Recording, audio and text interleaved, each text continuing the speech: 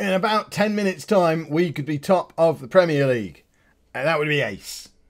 Hello and welcome to part 16 of Gunning for Glory. I'm Kev, and coming up on today's episode, we've got two massive home games in the Premier League. We're at home against title rivals Manchester United, and also at home against, I guess Liverpool would argue they're also title rivals. We're playing first and third and we're in second. That's as big as an episode gets, really.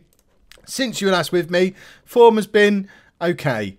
We had a bit of a slip up with a draw against Watford. The draw against Inter was enough to get through to the next round of the Champions League. Unfortunately, we are facing Real Madrid in that next round, so any hope we might have had of a cheeky little Champions League win this year has been written off. And actually, our Premier League title hopes could be written off within 2 games, because if we lose to Man Utd and Liverpool, there's going to be quite the gap between us and them, and we're going to be off in a distant 3rd place. So we need to make sure we can pick up some wins today, because a couple of wins and we're suddenly in a very, very strong position. So this is going to be the team that we put out there to take on Manchester United. As you can see, a lot of the summer signings are now starting to establish themselves in this team and show just how good they are. Renato Sanchez would be in the team instead of Aaron Ramsey if he wasn't injured.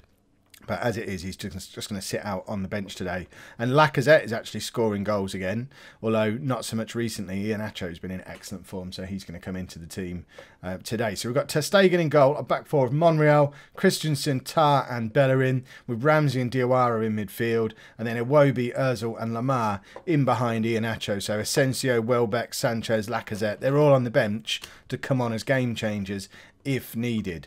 So these are the 2 big home games against our 2 big title rivals. We've got to win them. There's no other way to look at it. We have to win these games, because later on in the season, and judging by where they are now, it's going to be our final 2 games of the season. I haven't actually checked, but our final 2 games of the season could be away against Manchester United and then away against Liverpool. What a title run-in that could be. Sky Sports are already going to be licking their lips. So what we really need is a couple of wins today, a long winning run, and make sure that it doesn't really matter when we get to that point. Let's ruin Sky Sports Day by already having the title wrapped up before that massive double header of awesomeness. I imagine they've got United and Liverpool playing each other somewhere in there as well. Throw Spurs into the mix.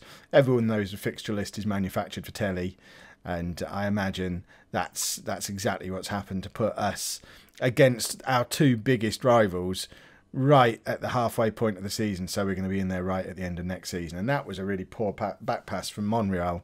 Christensen did well to distract Rashford into shooting wide, but we can't really afford too much more of that. And in actual fact, United have had the better of this first half. They've had the clear-cut chance. We all know that's what Kev measures these things on. So we need to grab a little goal now. A little goal now would be lovely. But they run clear with Herrera and then to Mata, Rashford. They've got men over here, although we have rushed back into the middle, and Tar clears, but not very far. And Lamar with the chance to try and release Iheanacho, who's got a little bit of space, but they dilly-dallied on it too long. And by the time the ball eventually reached him, he had about 4 United players on top of him. And Rashford playing as the lone striker, which is interesting. Rashford developing into a centre forward in this game, it seems, which normally you see him playing out in the wing. We tried to sign him last season and were quoted about £80 million. I'm actually thinking now, we spent quite a lot of money on Iheanacho in the end. Could we have spent a little bit more and got Rashford instead? Or would that have been, I'm saying would that have been silly? Obviously wouldn't have been silly. Perhaps we should have done that. But let's make a couple of changes, because we're struggling to make a breakthrough. So if we get Asensio and Welbeck on for Ozil and Iwobi, and just try and get a little bit more urgency into the front line. We've got Lacazette sat there to come on for it. In fact, we're not going to wait.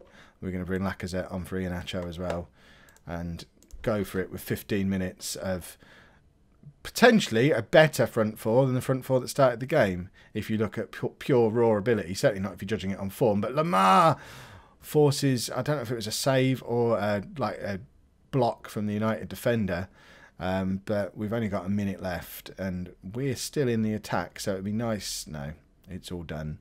And now, a 0-0 is certainly by no means the worst result we could have got. It does hand a little bit of an advantage to Liverpool though, and means that it's now even more important that we beat them in the next game, which we'll play now. just the one change for the Liverpool game then, and it is the difference maker. I said he would have been playing in the last game. He was fit. Renato Sanchez definitely comes into this team, playing as a box-to-box midfielder. Diawara moves back over to be the deep-line playmaker. Other than that, we're unchanged. And I really hope that Renato Sanchez plays as well as I know he's capable of, so me bigging him up in this way becomes appropriate. But he genuinely, when he plays, can be a bit of a difference maker. Playing as that box-to-box midfielder, he just is everywhere. It's ridiculous how much ground he covers. He's involved in the attacking play, he's involved defensively. It's like we've got 2 or 3 of them. It's like having a Kante in the team or a Vieira. He's just... Oh, I like Renato Sanchez. Plus, he's got a decent shot in him. And what is going on with my hair today again? Oh, I hate my hair. I don't know if I've mentioned it before. Stupid. Right, across to Iheanacho. Forces a save out the Liverpool keeper. And we've now had 2 clear-cut chances. I suspect they were both part of that same move, because I think the first one was the initial header, and I think it then cannoned back off the crossbar. And then there was another shot that did end up in Karius's hands. All right, Iheanacho, the ball sort of bounced off him again. He's not playing as well as he has been when you lot have not been watching. We might have to get Lacazette back into the team. Iwobi doesn't quite get there either, but we are playing much better in this game than we were playing against United. But we do need to make the quality of our play count by doing that, scoring a goal. Thomas Lemar, only his 4th goal of the season this time, nowhere near as prolific as he was last year, but Ozil's got like 15 from alongside him. So as long as there's somebody scoring from midfield, it takes some of the pressure off of the striker, and that's what it's all about. And as of right now, we are top of the league. Oh, really do need to turn my phone on to silent when I do these videos. If it was the Stone Cold Steve Austin podcast, I would owe you all $1 at this point. Luckily, it's not, because I can't afford to give you all $1. I don't have any dollars anyway, so I'll give you every dollar I've got, which is no dollars. Right, Iheanacho, what's he going to do? He's going to lose the ball again. He's not had a very good game today, but he's just scored a goal, so who cares? It's his 8th for the season. It doesn't matter if he's playing well if he scores, because he's the centre forward and that's all he's there to do. And in fact, he's on an 8.4 at the moment, so I'm saying he's not played very well. The game seems to think he's having a really good game. I don't know if that's just because he's getting a little boost from scoring a goal, which both him and Lemar seem to have got, because that seems to be how things often work. Right, he's injured though, so Kev gets his own way. We're going to bring Welbeck on. I might bring Lacazette on as well, actually. Bellerin's not having a good game. Let's stick Mustafi on at right back just to shore things up a little bit.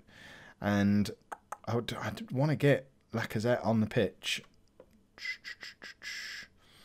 I think we might bring him on for nobody, because I'm worried about Sanchez because he's still not fully fit. So let's give it another 5 minutes. I almost broke my rules about my substitutions. I'm trying to get a little bit more flexible with my substitutions, but sometimes, like then, I just chicken out a little bit. Right, Iwobi's taken a knock now. See, justified now, and the substitution is easy to make. Welbeck drops out to the left-hand side. Lacazette goes up front. I get to make the substitution I wanted without having to make a decision about who to take off. That's why it was worth waiting. And now, hopefully, we can... is the substitution actually going to happen? There we go.